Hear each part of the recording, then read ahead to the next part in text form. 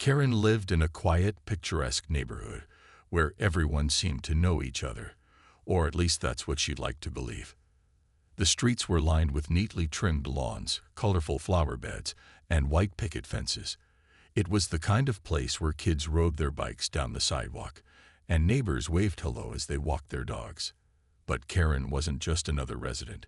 She saw herself as the unofficial guardian of her community. She took pride in keeping things safe and orderly, often patrolling the area during her daily walks or peeking out her window when something caught her attention. On this particular sunny afternoon, Karen decided it was time for her usual stroll around the block with Max, her golden retriever. Max trotted happily beside her, his tail wagging as he sniffed every tree and mailbox along the way. As they turned onto Maple Street, Karen noticed someone sitting alone on a bench near the small park. At first glance, there was nothing unusual about the scene. A man relaxing outdoors on a beautiful day. But something about him made Karen pause. The man wore a plain gray hoodie and dark jeans, which struck her as odd because most people in her neighborhood dressed casually, but never quite so understated. He sat slouched slightly, scrolling through his phone with one hand while sipping coffee from a paper cup. There were no earbuds in his ears, no book in his lap, and no signs of anyone joining him. To Karen, this behavior seemed suspicious. Why would someone sit all by themselves like that? What was he doing here? And why did he look so out of place? Karen stopped walking and stood there for a moment, pretending to adjust Max's leash while she studied the man more closely. She couldn't shake the feeling that something wasn't right. Maybe it was the way he kept glancing up from his phone every few seconds, almost like he was scanning the surroundings. Or maybe it was the fact that she didn't recognize him. He definitely wasn't one of the regular faces she saw jogging, biking, or playing catch in the park. Her mind began racing with possibilities. Was he waiting for someone? Planning something? Casing houses? Max tugged gently on the leash, eager to keep moving, but Karen ignored him. Instead, she pulled out her phone and snapped a quick photo of the man from a distance, just in case, she thought. Neighborhood safety was important, after all, and if her instincts were correct, this could be the start of something serious. She scrolled through her contacts briefly, wondering if she should call the neighborhood watch leader first. But then she remembered how slow they sometimes were to respond. No, this required immediate action. With a deep breath, Karen dialed 911. As the line rang, Karen felt a mix of excitement and apprehension. She knew she was doing the right thing. Keeping her community safe was her responsibility, wasn't it? Still, part of her wondered if she was overreacting. After all, the man hadn't done anything illegal that she could see, and he didn't appear threatening. But those nagging doubts only fueled her resolve. Better safe than sorry, she reminded herself. Little did Karen know, her decision to report the man would set off a chain of events far beyond anything she could have imagined. The phone rang only twice before the calm, professional voice of a 911 dispatcher answered. 911. What's your emergency? Karen cleared her throat, trying to sound as composed and authoritative as possible. She didn't want to come across as overly dramatic or panicky, but she also needed to convey the seriousness of the situation, or at least what she believed was serious. There's a suspicious man sitting on a bench in the park near my neighborhood, Karen began, her tone measured yet firm. I think he might be up to something. The dispatcher asked for more details, so Karen launched into a description. He's wearing a gray hoodie and dark jeans, and he's sitting by himself. He keeps looking around like he's, I don't know, casing houses or something. The dispatcher paused briefly, likely processing the information. Can you tell me anything else about him? Does he have any weapons? Has he said or done anything threatening? Karen hesitated. Truthfully, she hadn't seen anything overtly alarming. At least not in the traditional sense. The man wasn't yelling, breaking things, or behaving aggressively. But that didn't matter. It was his presence that felt off. Well, no, she admitted reluctantly. but he just looks wrong, like he doesn't belong here. And he's Middle Eastern, I think." As soon as the words left her mouth, Karen regretted them. They sounded harsher than she intended, almost accusatory, but it was too late to take them back now. The dispatcher assured her that officers would be sent to investigate. "Stay safe and try to keep an eye on him without getting too close," the voice advised. Karen nodded even though the dispatcher couldn't see her. "Thank you," she replied, ending the call. Now came the waiting game. Karen stepped behind a large oak tree, pulling Max close to avoid being noticed. From this vantage point, she could still observe the man without drawing attention to herself. Her heart raced as adrenaline coursed through her veins. Was she doing the right thing? What if the man really was harmless, just enjoying a peaceful afternoon like anyone else? Or worse, what if he spotted her watching him and decided to confront her? Minutes ticked by slowly, each second stretching longer than the last. Finally, the distant wail of sirens broke the silence. 2 police cruisers sped down the street, their lights flashing but their sirens muted. Karen watched intently as the officers parked nearby and approached the man cautiously. One officer gestured for him to stand up, while the other kept a hand near his holster. To Karen's surprise, the man complied immediately, raising his hand slightly, as if to show he meant no harm. What happened next stunned her. Instead of showing fear or defiance, the man calmly reached into his pocket and pulled out a wallet. He handed over some kind of identification card, which the officers examined closely. Their body language shifted almost instantly. They relaxed their stances and exchanged respectful nods with the man. Whatever they saw on that ID clearly carried weight. Karen squinted, straining to make sense of the scene unfolding before her. Who was this man?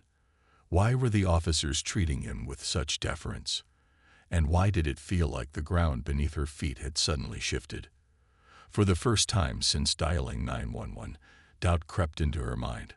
Not about whether she'd done the right thing, but about whether she truly understood what was happening.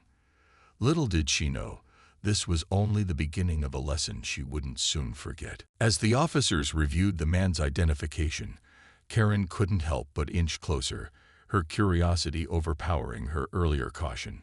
She stayed far enough away to avoid drawing attention, but close enough to catch glimpses of the interaction. The man didn't seem nervous or defensive like someone who had something to hide. Instead, he stood calmly, his hands resting at his sides, as if he were used to being questioned by authority figures. His demeanor was relaxed yet confident, almost as though he expected the situation to resolve itself in his favor. Karen's stomach began to churn with unease. Something about the way the officers treated him felt different, almost reverent. They weren't barking orders or demanding answers like they did during routine stops. Instead, their tone softened and their body language became more respectful. One officer even nodded slightly, as if acknowledging something significant. Whatever was written on that ID card had clearly changed the entire dynamic of the encounter. Just then, a sleek black SUV pulled up behind the police cruisers. The vehicle looked official, with tinted windows and government plates, but it wasn't marked like a typical law enforcement car. A tall man in a suit stepped out, scanning the scene before approaching the group. He exchanged a few quiet words with the officers, who immediately stepped aside to give him space. Karen's eyes widened as she watched the suited man shake hands with the hoodie-clad stranger. It was obvious now that this wasn't just some random guy sitting in the park. It was someone important. Unable to contain her confusion any longer, Karen decided to march over to the scene. Clutching Max's leash tightly, she walked with purpose, her mind racing with questions. "What's going on here?" she demanded loudly, her voice tinged with frustration. "I called because this man looked suspicious." All eyes turned to her, including those of the man she'd reported. For a moment, there was an awkward silence as everyone processed her outburst. The man in the hoodie finally spoke, his voice calm and measured. "Ma'am," he began, "you've just reported the head of Homeland Security to the police based solely on how I look." His words hit Karen like a ton of bricks. Her mouth dropped open, and her face flushed bright red. The pieces started falling into place. The unmarked SUV, the deferential behavior of the officers, the air of authority surrounding him. This wasn't just any man. This was Dr. Amir Hassan, one of the most powerful figures in national security. The weight of her mistake crashed down on her all at once. She had called 911 on someone who dedicated his life to protecting the country. And worse, she had done so because of superficial assumptions. The officers exchanged uncomfortable glances, unsure whether to intervene or let the moment play out. Even Max seemed to sense the tension, tugging gently at his leash as if urging Karen to leave. For a brief second, Karen considered turning around and walking away. But deep down, she knew she couldn't run from what she'd done. This wasn't just about her embarrassment anymore. It was about understanding why she had acted the way she did and learning from it. As much as she wanted to disappear, she forced herself to stay put, bracing for whatever came next. Little did she know, this confrontation would be the first step toward a profound change, not just for her, but for her entire community. The silence that followed Dr. Hassan's words hung heavy in the air. Karen felt as though every eye in the park was on her, judging her, dissecting her intentions. Her cheeks burned with shame, and she suddenly wished the ground would open up and swallow her whole. But there was no escaping this moment. The man she had accused of being suspicious stood before her now, not angry or confrontational, but eerily composed, his expression unreadable. Dr. Hassan gestured toward a nearby bench. "Ma'am," he said gently, "why don't we sit down for a minute? I'd like to talk to you about what happened here." His tone wasn't harsh or accusatory. It was calm, almost inviting. Yet that only made Karen feel worse. How could he remain so collected after everything she had done? She hesitated, glancing nervously at the officers and the suited man who had arrived in the SUV. They stood quietly, watching but not interfering, leaving the situation in Dr. Hassan's capable hands. Reluctantly, Karen nodded and followed him to the bench. Max sat obediently at her feet, his tail thumping against the grass, oblivious to the tension radiating from his owner. Once seated, Dr. Hassan turned to face her, his dark eyes meeting hers with a mix of seriousness and empathy. "I understand your concern for your neighborhood," he began. "People want to keep their communities safe. That's natural. But sometimes, our instincts can lead us astray." He paused, letting his words sink in before continuing. "When you see someone who looks different or behaves differently than what you're used to, it's easy to assume they don't belong. But those assumptions can have consequences, especially when they're based on appearances rather than actions." He leaned back slightly, his voice steady but thoughtful. "Take me, for example. Right now, I'm just a man sitting in a park, trying to take a break from a very stressful job. But because of how I look, and perhaps because of preconceived notions, you decided I must be up to no good." Karen shifted uncomfortably, avoiding his gaze. Every word he spoke struck a nerve, forcing her to confront the truth she had been ignoring. She wanted to defend herself, to explain that she hadn't meant any harm, but the excuses died on her lips. Deep down, she knew he was right. She had judged him unfairly, jumping to conclusions without giving him a chance to prove otherwise. Dr. Hassan went on to share stories from his own life, moments when he had been profiled or treated with suspicion simply because of his appearance. He recounted instances where people had crossed the street to avoid walking past him or whispered nervously when he entered a room. Each story painted a vivid picture of the subtle yet pervasive biases that shaped everyday interactions. Karen listened intently, her initial defensiveness melting away with each passing minute. "I'm not sharing this to make you feel bad," Dr. Hector said finally, breaking the reflective silence. "I'm telling you these things because understanding is the first step toward change. You have an opportunity here to learn, to grow, and to help others do the same." By the time he finished speaking, Karen's emotions were a tangled mess of guilt, regret, and newfound determination. For the first time, she saw the bigger picture, the ripple effect of her actions, and the harm they could cause. As she sat there, staring at the ground, one thought became crystal clear. This wasn't just about her mistake. It was about taking responsibility for it and doing better moving forward. And though she didn't realize it yet, this conversation would plant the seeds of transformation, not just within herself, but within her entire community. The conversation with Dr. Hassan left Karen reeling, but in a way that felt strangely empowering. She walked home that evening in a daze, Max trotting happily beside her, oblivious to the storm of thoughts swirling in her mind. For years, Karen had prided herself on being a protector of her neighborhood, someone who kept things safe and orderly. But now she realized how misguided her efforts had been. Her actions hadn't made anyone safer. They'd only perpetuated harmful stereotypes and assumptions. The weight of that realization was crushing, yet it also sparked something inside her, a desire to change. That night, Karen couldn't sleep. She lay in bed replaying the day's events over and over again. Dr. Hassan's words echoed in her mind. His calm explanation of prejudice, his personal stories of being judged based on appearances, and his call for understanding and growth. It wasn't enough to simply apologize and move on. She needed to do more. This wasn't just about her. It was about making sure no one else made the same mistakes she had. The next morning, Karen decided to take action. She started by reaching out to local advocacy groups focused on combating racism and bias. At first, she felt nervous, unsure if they would even want to speak to her after what she'd done. But to her surprise, they welcomed her with open arms. One group, called Unity in Action invited her to attend their weekly meeting. There, Karen listened as members shared their own experiences of discrimination and discussed ways to foster inclusivity in their community. Hearing their stories firsthand opened her eyes even further, deepening her resolve to make amends. Encouraged by the support she received, Karen began volunteering her time with the group. She helped organize workshops aimed at educating people about implicit biases and the dangers of snap judgments.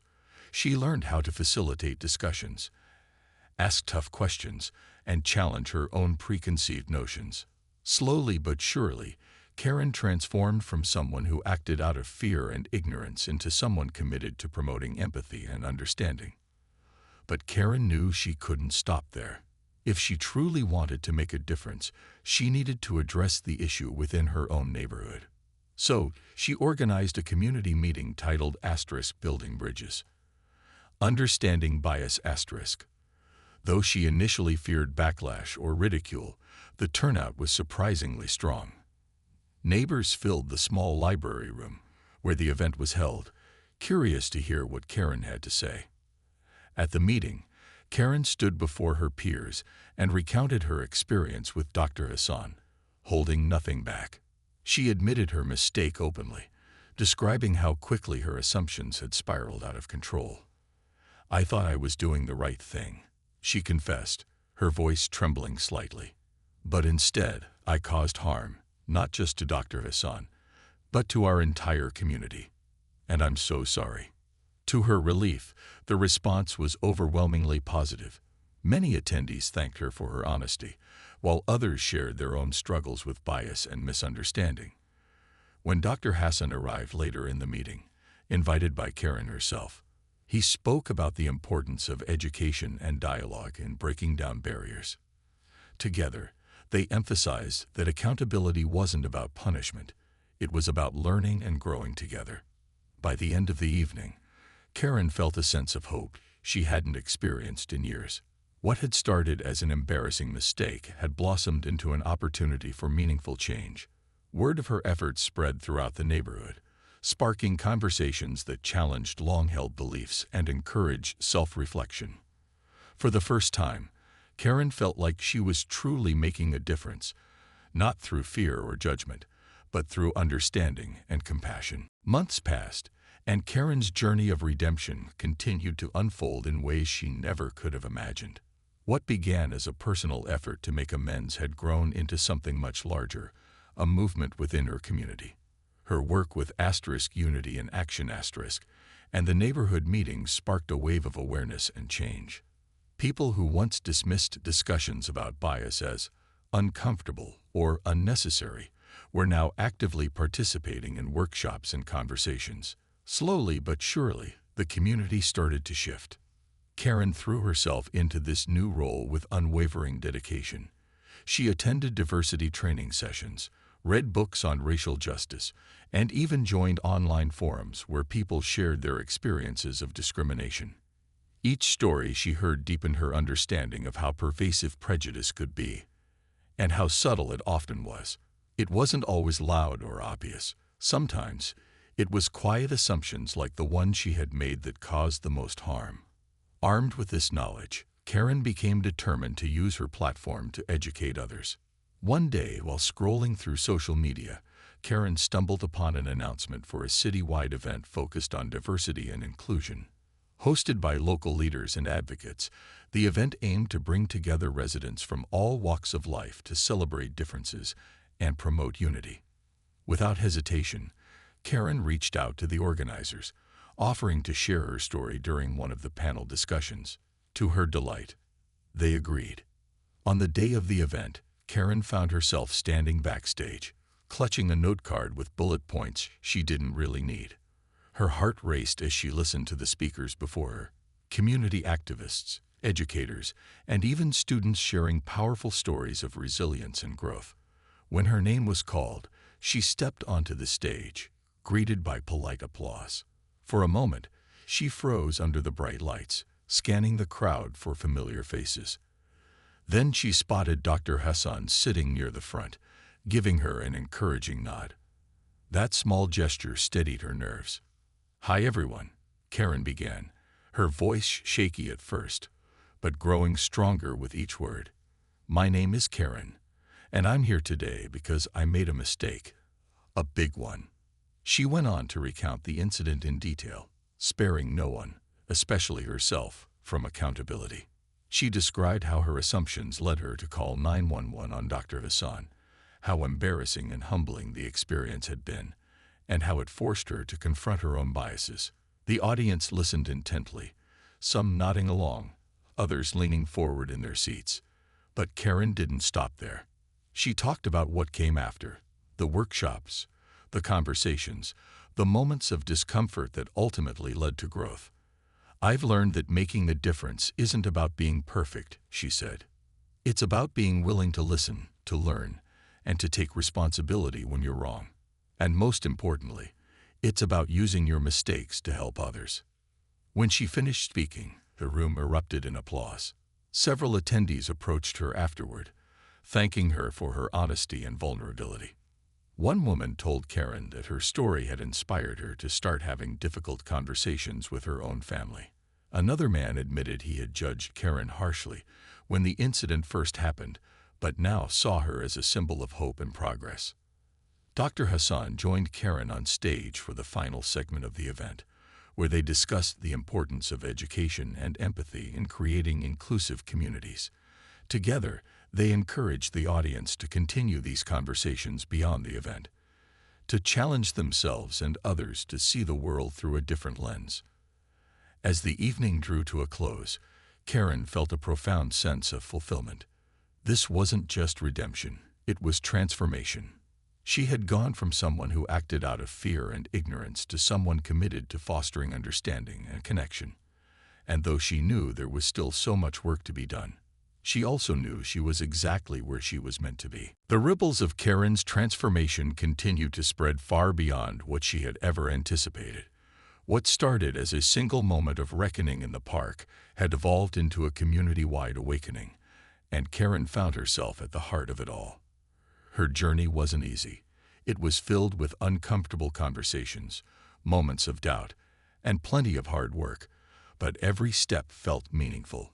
She had gone from being someone who acted on instinctive biases to becoming a catalyst for change, someone her neighbors looked to for guidance and inspiration. One crisp autumn morning, Karen received an email that brought tears to her eyes. The city council had invited her to speak at their annual diversity gala, an event attended by local leaders, activists, and residents. The theme this year was Building Bridges, stories that inspire change. They wanted her to share her story alongside Dr. Hassan, whose work in national security had earned him widespread admiration. For Karen, this invitation felt like more than just recognition. It felt like proof that her efforts were making a difference. On the night of the gala, Karen dressed carefully, choosing a simple yet elegant outfit that reflected her newfound confidence. As she entered the grand ballroom where the event was held, she was struck by the diversity of the crowd. People from all walks of life mingled together. Different ages, races, religions, and backgrounds united under one roof. It was a powerful reminder of how far her community had come since that fateful day in the park. When it was time for their presentation, Karen and Dr. Hassan walked onto the stage together, greeted by warm applause. Standing side by side, they painted a vivid picture of their shared journey, from the awkward confrontation in the park to the collaborative efforts that followed. Karen spoke first, recounting her initial mistake and the lessons she learned about bias and accountability. "I used to think I was protecting my neighborhood," she admitted, her voice steady but heartfelt. "But I realize now that true safety comes from understanding and respecting each other, not judging based on appearances." Dr. Hassan took over, sharing his perspective on the importance of empathy and education in combating prejudice. He praised Karen for her courage and determination, emphasizing that real progress happens when people are willing to confront their flaws and grow. "Karen's story is a testament to the power of second chances," he said, smiling warmly at her. "It shows us that even our worst mistakes can become opportunities for growth, if we're open to learning." Their words resonated deeply with the audience, sparking both reflection and hope. After their talk, dozens of attendees approached them to express gratitude or share their own stories. A young mother told Karen how her advocacy had inspired her to teach her children about inclusivity. An elderly man shook Dr. Hassan's hand, thanking him for reminding everyone of the importance of compassion in leadership. By the end of the evening, Karen realized something profound. Her actions weren't just changing minds, they were touching lives. In the months that followed, Karen became a fixture at community events, always ready to lend her voice to causes promoting equality and understanding. She worked closely with local schools to develop anti-bias curriculums, organized book clubs focused on social justice literature, and even spearheaded a campaign to install a mural celebrating diversity in the town square. Each initiative brought her closer to her neighbors and reinforced her belief in the power of collective action. As for Dr. Hassan, he remained a steadfast ally, using his platform to amplify Karen's message whenever possible. Together, they proved that collaboration across differences could create lasting impact. Their partnership became a symbol of hope, a reminder that even the most unlikely connections could lead to transformative change. Looking back on everything that had happened, Karen couldn't help but smile. What began as a humiliating mistake had turned into a journey of growth, connection, and purpose. She knew there would always be challenges ahead, but she faced them with optimism and resolve. After all, she had seen firsthand how a single moment of discomfort could spark a chain reaction of positive change. And in that realization, Karen found not only redemption, but also a renewed sense of belonging to her community, to her values, and to herself.